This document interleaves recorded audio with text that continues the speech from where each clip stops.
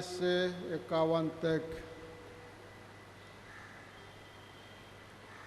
ईसा के माता पिता प्रतिवर्ष पास्का पर्व के लिए यरूशलेम जाया करते थे।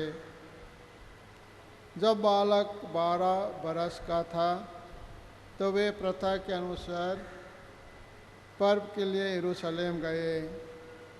पर्व समाप्त हुआ और वे लौट पड़े, परंतु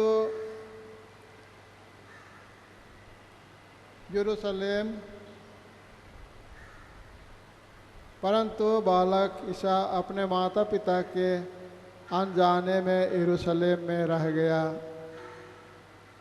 वे यह समझ रहे थे कि वह यात्री दल के साथ है, इसलिए वे एक दिन की यात्रा पूरी करने के बाद ही उसे अपने कुटुंबियों और परिचितों के बीच ढूंढते रहे।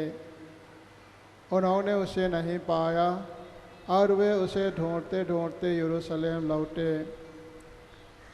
3 दिनों के बाद उन्होंने ईसा को मंदिर में शास्त्रियों के बीच बैठे उनकी बातें सुनते और उनसे प्रश्न करते पाया। सभी सुनने वाले उसकी बुद्धि और उसके उत्तरों पर चकित रह जाते थे।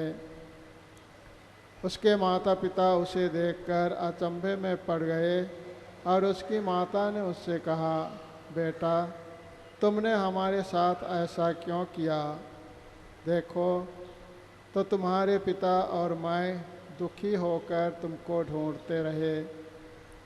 उसने अपने माता पिता से कहा, मुझे ढूंढने की ज़रूरत क्या थी? क्या आप यह नहीं जानते थे कि मैं निश्चय ही अपने पिता के घर होऊंगा? परंतु ईसा का यह कथन उनकी समझ में नहीं आया। ईसा उनके साथ नाजरत गए और उनके अधीन रहे। उनकी माता ने इन सब बातों को अपने हृदय में संचित रखा। प्रभु का सुसमाचार। हे क्रिस्त तेरी स्तुति हो।